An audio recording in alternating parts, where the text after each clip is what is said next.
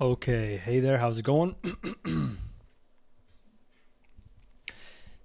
I'm trying to get used to this, but this will be the first video in hopefully a long series of videos moving forward. And what I want to do briefly is go over the topics that I want to cover in the next week or so. So part of this is to keep myself accountable, and so you have a bit of a preview of what you could expect in the next week or so. And then from there I plan on making a lot of gameplay videos, and I'll let the rest kind of develop as things go. But I have a good idea of what I'd want to make for the next week or so.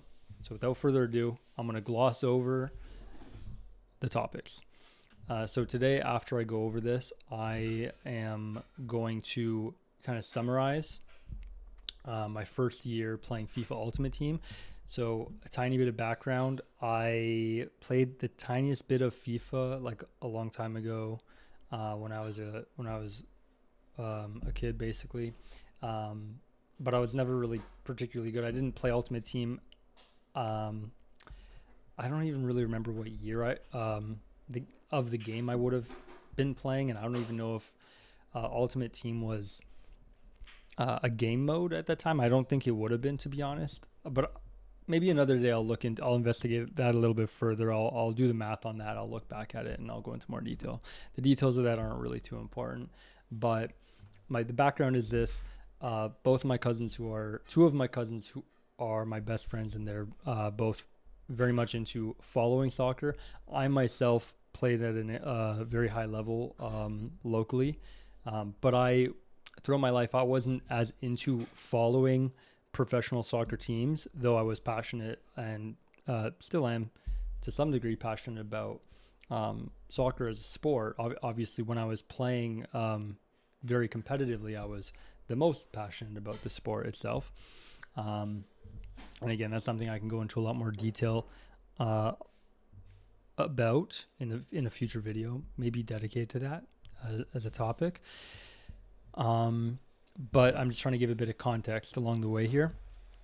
So because they're both really into following professional soccer teams and leagues, and because they were also into playing FIFA Ultimate Team themselves in the past number of years, they got me into it about a year ago, just over a year ago. Right about, like 12, 13 months ago, let's say. 13, 14 months maybe.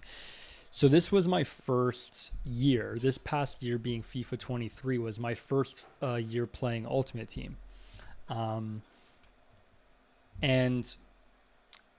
I'm very happy with the results I had.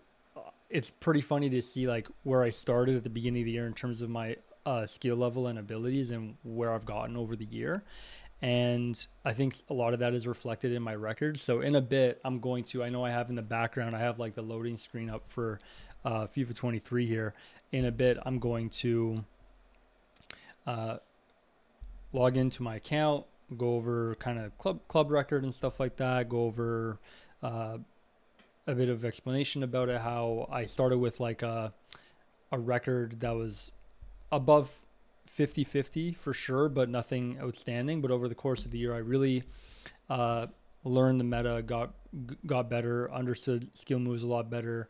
Along the way, just my win rate kept getting better and better, and it was a fun and good feeling. And I'll show you kind of by the end of the year what my record was across the game modes and stuff like that.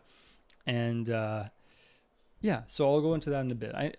I'm aware this video might be a little bit long-winded, so if that's not your thing, I apologize. But I'm just going to kind of go off the cuff. Some videos are going to be maybe a bit shorter. Some videos are going to be a bit longer. I'll just let I'll let everything play out naturally, let's just say. So, you know what? I was saying how I'm going to go into the topics. So I'm going to just quickly run through it right now. So after today's video, my intention at the moment is that the next video is going to be specifically about the best SBCs that I did all year in FIFA 23.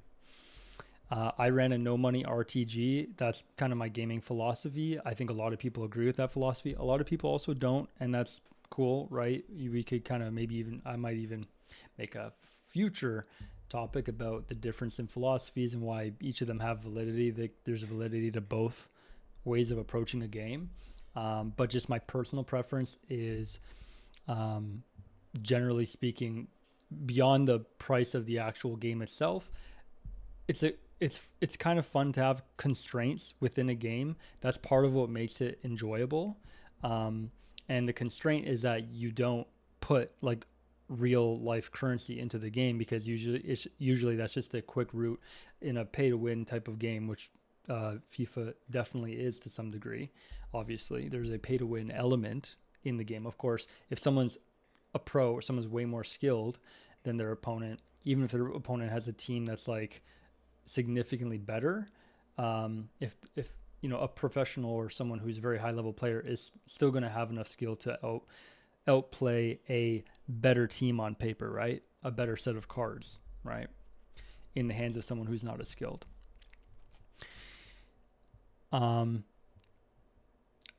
So then the day after, I'm going to talk about the SBCs that in hindsight I potentially should have done and why. So we'll look at that as well, and I'll give more context around that. And this is kind of a good reminder for myself and maybe for anyone who's watching.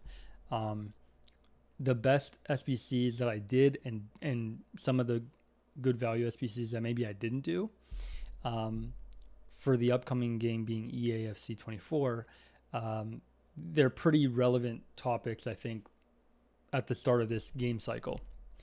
Because actually, the reason why I say this is a bunch of the SBCs I probably should have done were actually mainly in the first couple months of the game. After that, once I was like, my club was very established, and I was smart with my coins and fodder. I was able to do very, very valuable, very meta SBCs the rest of the year with no issue. But in the beginning, I should have pulled the trigger a little bit sooner and often near the beginning of the game cycle. But we'll get into that more in a bit.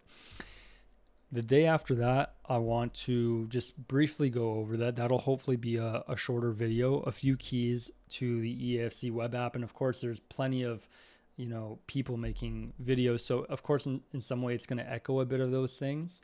But it doesn't mean I shouldn't make a video on it. And I do want to make that video a lot more brief than this one's going to be, and probably a lot more brief than most of the videos will be. I want to keep that one pretty simple and straight to the point. But I still want to make a video about that briefly. The video following that, I was thinking it'd be good to browse.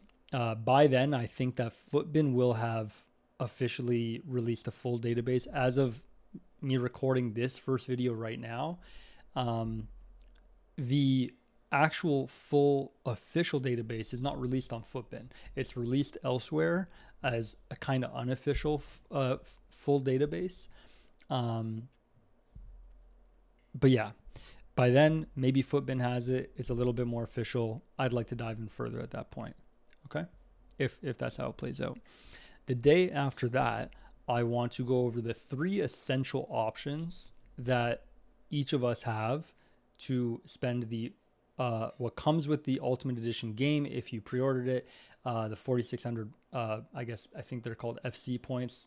I could clarify that. I am not clarifying it right at this moment, but I believe they're referred to now as FC points. Before, they were obviously called FIFA points up until now. And again, essentially those topics are covered in other videos, but I do want to make my own brief video about those points. But what I want to emphasize is not just like explaining the 3 options you have, but I want to really highlight, depending on your personal preferences and your personal situation, why each one is more valuable than the other 2, depending on you, for you specifically. It really isn't a one size fits all, for sure. And and I'll go over like the one more likely option I'll go through. And if I do change my mind, there's a secondary option. I won't be going with the third one, but the third one is totally valid for other people. Theoretically not as good overall, but still valid. And then after that, by then, I think I'm going to go over what I think my ideal starter team is going to be by the day that I would make and release that video. I would have had access to the web app, have done maybe a little bit of trading, potentially invested in a key player, like a relatively meta player that will increase in price into the full game release. And depending on how that goes, I'll have a bit of a better idea of what my starter team will be. I already know what I want my starter team to be, but it's obviously contingent on, how the web app goes, how many coins I kind of start with, how many coins I can like maybe work towards trading and investing. So it's contingent on those factors. So yeah, anyways, I won't repeat myself there, but then the last one I have on this list for now, the last video that I've kind of planned a bit ahead of time, is going to be beyond my starter team, the initial upgrades I anticipate making. This obviously subject to 100% official stats and things like that, and things that maybe I pack along the way, which is likely not going to be much, but some of the more meta players that I want to upgrade to within the first 1, 2, 3 weeks, basically. Okay. With all that being said, I wonder here, 1 second, I'm going to move a couple things around here. So you know what? So far, the video isn't as long as I was slightly afraid of it being. So I am going to log into, let's jump into the game here. Alrighty, so we're back. The reason for the difference in the lighting is it's a different time of day. So I basically had to boogie after I was starting to make that video, and I had to cut the last clip that you would have maybe just seen before this here,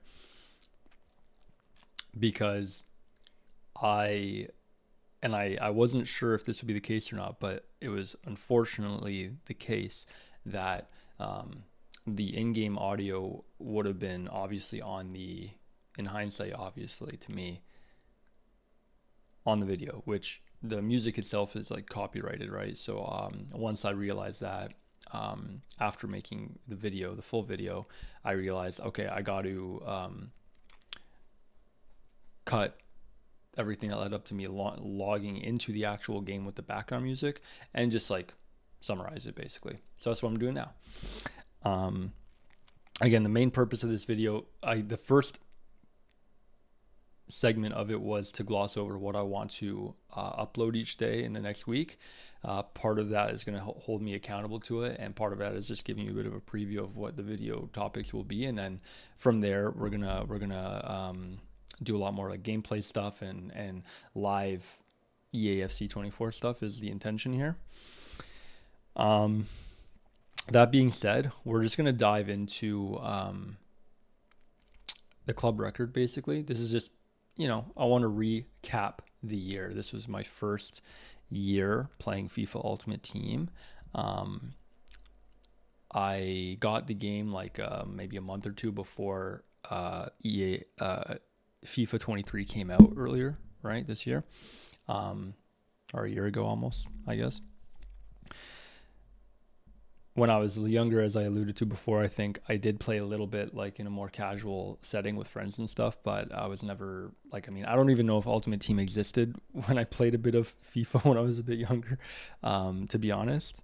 But another day, I'm going to kind of look into that further. That's not really the point for now. But I am curious to know if Ultimate Team was even a game mode when I played a bit when I was younger, when I was a kid. But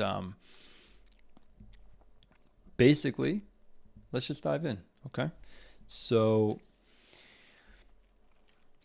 Main game mode, there's 3 different sections here, right? This is the main one, where I got 1,440 wins, 39 draws, and 583 losses. That average wins to losses.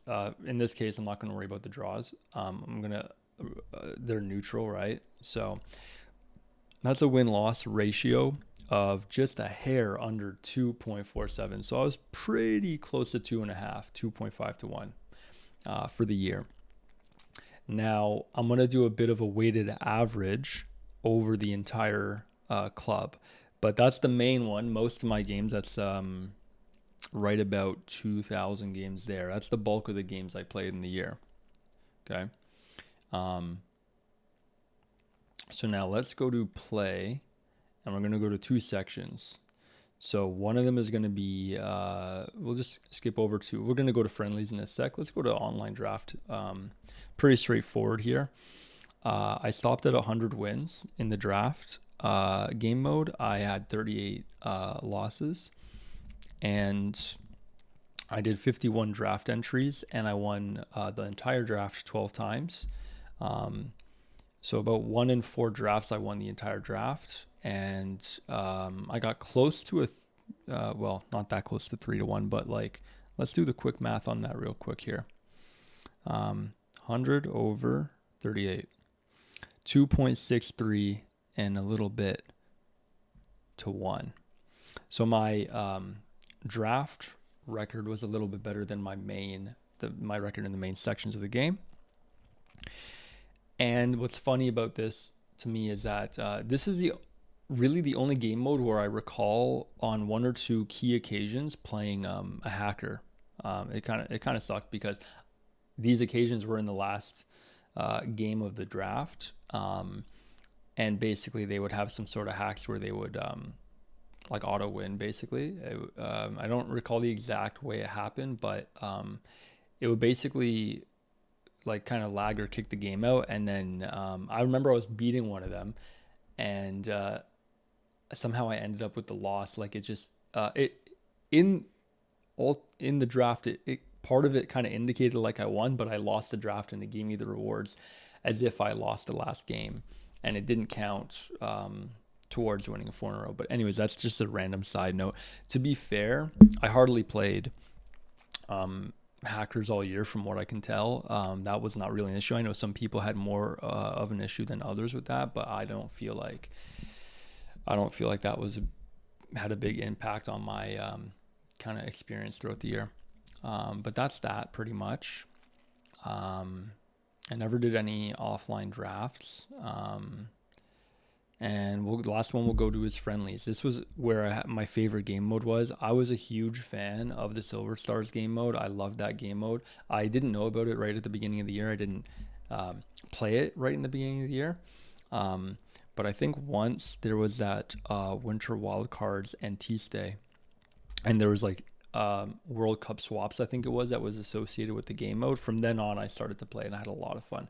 This year, I'm going to be starting it right at the beginning of when the game mode comes out, and I'm really excited about that. I love that game mode. Anyways, here we have 655 wins and 263 losses. So we'll do a little quick bit of math there, real quick, right? That's looking like 2.49, just a shade under 2.5 to 1. So yeah, all in all, record is for the year hovered right at about, and I know maybe people don't care about numbers. I'm a little bit kind of OCD like this, a little bit into, I like looking at numbers and stuff. So forgive me if you don't, but that's something I like to do. Overall, it was about 2.48 over the club, and this was over you know what, it was just a shade over 3,000 games. I played 3,000 games. To be fair, vast majority of the games did not run the entire full 90. So this is basically the last thing I'll mention about what happened over the course of the year. So when I started in the first stages of the game, the first maybe, I don't know, 3 months or so, my club record was about 1.2 to 1. 1.2 wins to every 1 loss or so, something like that. Okay. right about there. And after the World Cup swaps, especially, a lot of my losses were just like I was like just being silly in like this golden goal game mode for the World Cup swaps, with like a kind of like average teams at best. Basically, I was using. And then after that, I really kind of dialed into. I really got better at the meta of the game. The more I took care of my club over the year, I kind of got a bit ahead of the power curve because I was diligent with coins. I was diligent with which SBCs I would do. And that combination afforded me a better than average team that developed over time. But it took time because I run a complete no money RTG. So at the beginning of the game, there's some people that just have stacked teams because they paid a lot of money for them. And then if I'm playing the game free to play, could be a bit of a gap against some opponents, which is fine, but I'm just saying it is what it is. Over the course of the game, I really dialed in a lot of ways, and I climbed that weighted average, right? So my average wins to losses throughout the rest of the year was much higher than 2.5 to 1. It was likely over 3 to 1. And so that leads me into kind of my goal for this year, which is simply to have 3 wins for every 1 loss. That's my real kind of goal for the year. I have 2 main goals, I guess. Maybe I could count more than that if I really want to think about it and talk about it. I guess I have more goals than these. But as far as the game itself, my main 2 goals are to win, majority of my games. I'd like to go 3 to 1 at least as an average across all game modes. And I want to get better with skill moves because I've gotten better at skill moves, like a lot better. At the beginning, I didn't practically use any skill moves. I didn't even use ball rolls. And I didn't even use step overs at the beginning of the year. I didn't, I was a complete newbie. Other than like a basic, I'm like generally good at games, but like if you don't know the meta of a game and you haven't played it, you don't have experience, like you're not going to be that good. You could be competent, but like you're not going to be outstanding, right? Anyways, I really kind of started to enjoy 5-star skill moves, and the way the ball roll variations you can do even are like very underrated in my opinion, and just the creativity it allows you to play with is awesome. So I'm going to focus a lot of my RTG this year around 5-star skill players. And I'm going to allude to that in a lot more detail. I'm going to go over that in a lot more detail in future videos. But let's just say this for now. I do have an intention of acquiring as soon as possible, either if things go really well in the web app or sometime after the game releases, like soon after the game releases, ideally. My first main target is going to be Kvaradona.